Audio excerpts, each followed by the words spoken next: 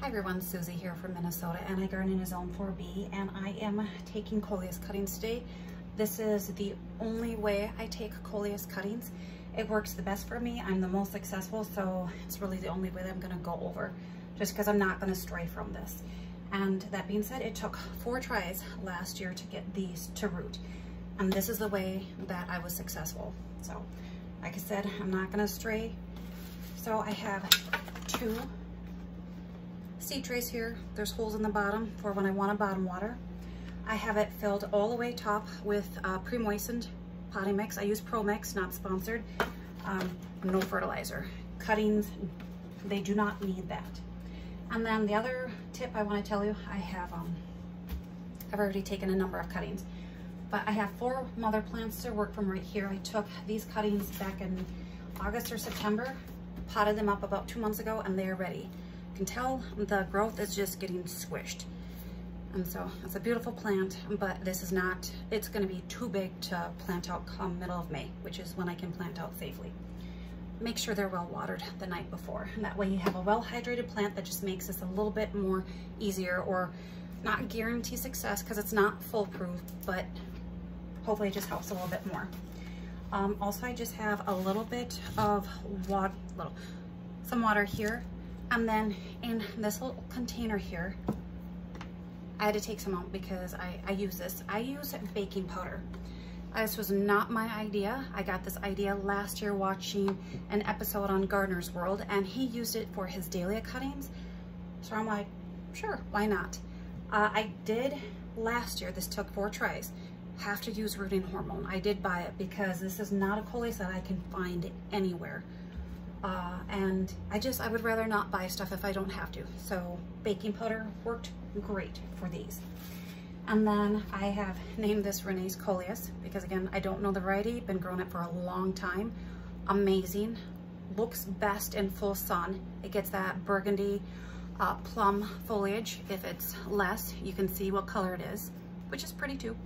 But then it gets about 18 to 24 inches tall and at least 3 feet wide. I mean, one of these plants in a 12-inch container fills it out beautifully. So this is one that just branches on its own really nicely. You can see that. I didn't pinch this at all. So with these, I'm just gonna take a pencil here. Have to work fast with cuttings because you're trying to make sure your plant survives without it wilting or losing foliage. So I'm gonna do, and I go all the way to the bottom with the pencil till I hit the bottom. I'm just making a pretty good hole. Do 3 outside, 2 inside, and then repeat. That way, for whenever they start growing, they just have a little bit more room. And I'll do that one.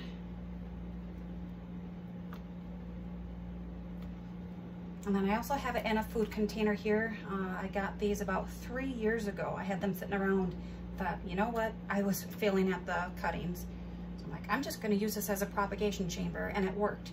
About 2.5 inches, 3 inches tall, and there is a nice cover with it. They were also on clearance too. So all right, so I've got my holes. I'm just going to kind of move that, and then I am just going to cut. At this point, I'm not going to look where I'm cutting.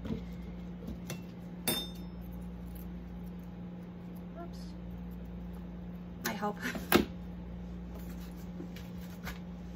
So at this point, this is way too long of a Coleus cutting for me. So I'm just gonna use nails and just pinch off the leaves. Be careful because sometimes they like to tear. I don't know about you, but I think the foliage on Coleus is kind of stinky. But I love Coleus, and this is the only Coleus I took cuttings from. At this point, this is too long of a stem. I'm just gonna cut about midway here, and I would always worry about cutting it at a node. At this point, I just wanna make sure that I have at least 2 nodes that's going in the potting mix. They will form roots on the whole plant. When I potted them out, I noticed that. So I think Coleus is just a little bit easier for that. Dip it in water, and then baking powder, and then I make sure it goes all the way to the bottom. I firm in the potting mix around it, and then I'm on to the next one.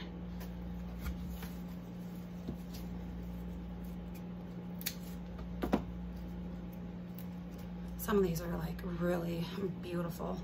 But the reason why you want to take a lot of the foliage off is because right now it has no roots to keep that alive.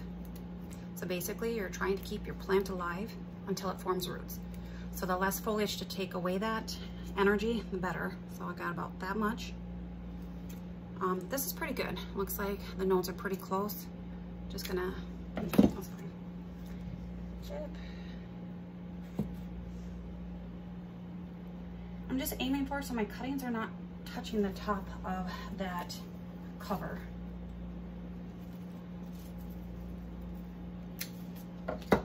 I do have 12 other mother plants to work with. Once these cuttings take, those will be composted. Might just, that looks good.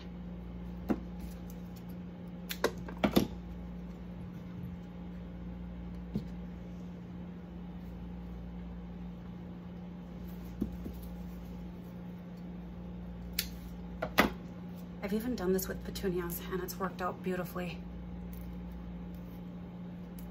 So with cuttings always take a lot. So my aunt wants at least 12. So I'm gonna try and maybe get about 20 plants, 24. So I know I'll be growing a little bit for myself. I'm just gonna do that. Just so I always have a plant to take cuttings from. Like I said, I can't find this one. I know there's times my aunt she'll just ask me if I need a plant so I can take cuttings, so that worked out too. Last year she did that, which thank goodness, because the first batch failed and I didn't have any to take from, so she had hers. So I just babied that till it finally took.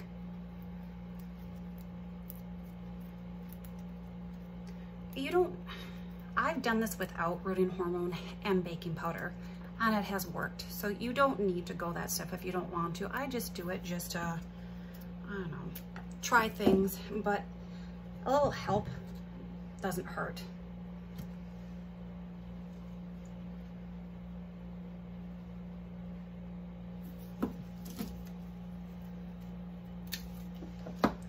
I do not suggest, so they like a warm, moist environment. One of the ways I tried last year, because of course they were failing, was a humidifier on them, just so they were moist. And that wasn't good because they rotted that way too, because it was just way too much moisture. And then I had mold issues inside my grow room too, which was not cool. I lost a lot of coleus that way.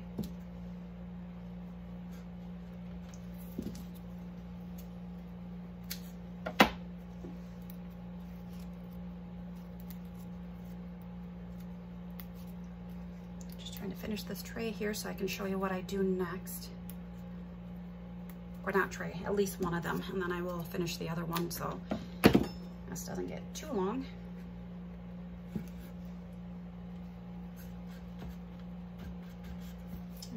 Don't like any of these. I'm just gonna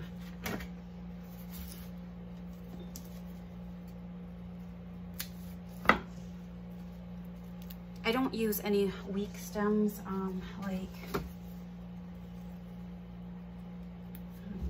might be a good idea. You could, but I have enough plants. I'm gonna take, to me, what looks like the best specimen. Oops. Nice thing too, if I get baking powder on my fingers, I'm not too worried about that. The rooting hormone I was, and that's just me.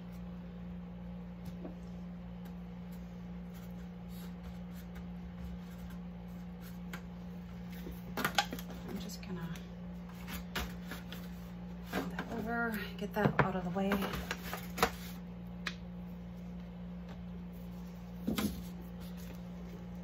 So at this point, I'm just gonna move this. I don't want this sopping wet to work with right here.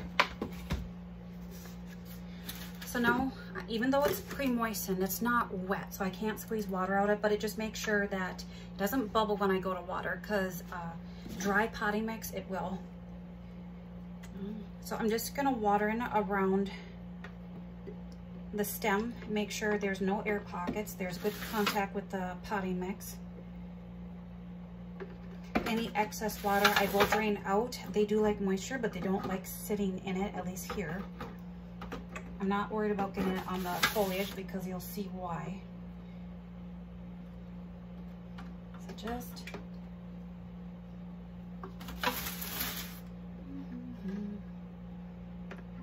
all right.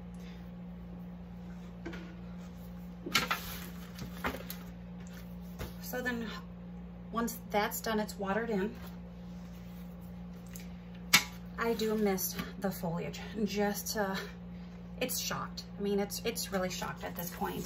So I'm just gonna mist it lightly till I can see little tiny water droplets, not a ton, but enough where it can take in some of that moisture and not be too sad. I will do the other one off camera, but I'm just gonna show you. So this does have a cover here.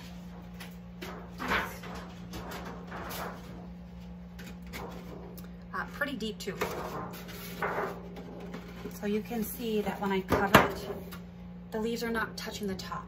And if it's touching the side, it's touching the side. I'm not worrying about that. But at least this will grow nice and straight. It's got some room to grow. And then that's also an indication too that air plants are growing when it gets closer to the top. And at this, so I do this. I use a copy paper. And then sorry about that. I just need some tape here.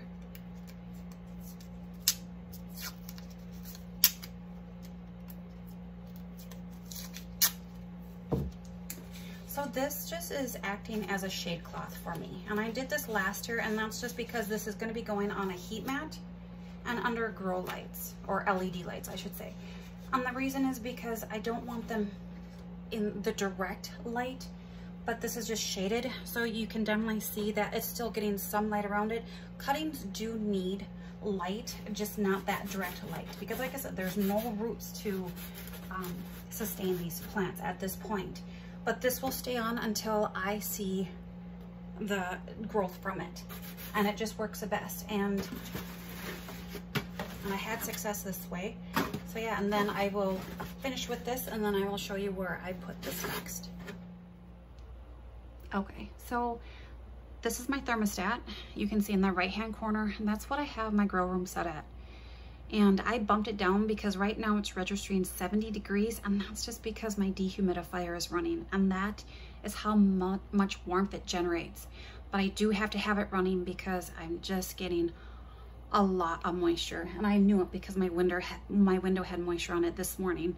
So yeah, so I bumped it down so hopefully it cools off a little bit at night. It is 48 degrees outside right now, so which is why, and with it being close to March, this is what happens. So it's just, I never like to grow any of my seedlings in a lot of humidity. It's just not healthy for them. So this is my dehumidifier, and it's just got a tube running into a bucket here. You see, this has been running for about 2 hours, and that's how much water has accumulated. I will use that water to water my plants, but that's how humid it is in here. And I knew it because when I walked out, it was hazy in here, but it was there's also moisture on my window, so that was a good sign. And that's not okay for me. So I'm just gonna show you where I did 3 trays. So I put one over here just to see if it actually will do fine right here. I don't have a heat mat. It is getting the light from the LED lights.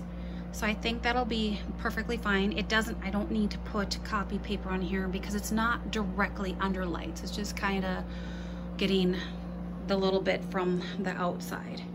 But yeah, so you can definitely see that there is moisture on the top of this. So these are not going to have to be watered for quite a bit. And it usually takes at least a week, if not a little bit longer. The moisture just stays in there, but not too much where it causes an issue. But it's just enough to keep it moist in there and just help with, hopefully, you know, creating roots on my cuttings. I'm just gonna swing you over here quick. And then these are the mother plants. So I will be combining these plants with this. They'll give me a little bit more growing room. I'm keeping them until I see if my cuttings work. And you will know that they're not working because the leaves will fall off and the stems will start browning and they will wilt. And so pull them out right away and get rid of those and just focus on the other ones. But yeah, that's why I keep these this way. I'm very successful, but it's not foolproof, so it's not 100% guarantee. I always take a lot. Again, 3 trays, 48 cuttings. Hopefully that's enough. So then this is where I have the other 2 with the copy paper, and again, that's just kind of acting on a shade cloth because I do want it to get some light, but I also want it on a heat mat. But I put cardboard under it just to act as a little buffer because I think my heat mat is warmer than what I think it is. So it's just, I did feel it, and there is some warmth coming from it, but just not cooking. But I do have the lights on because I got other plants that are growing on here, again, with just a little bit of cardboard underneath it just to help. But that being said, with this way, these will have to be hardened off a little bit just because they're not going to be used to a lot of light.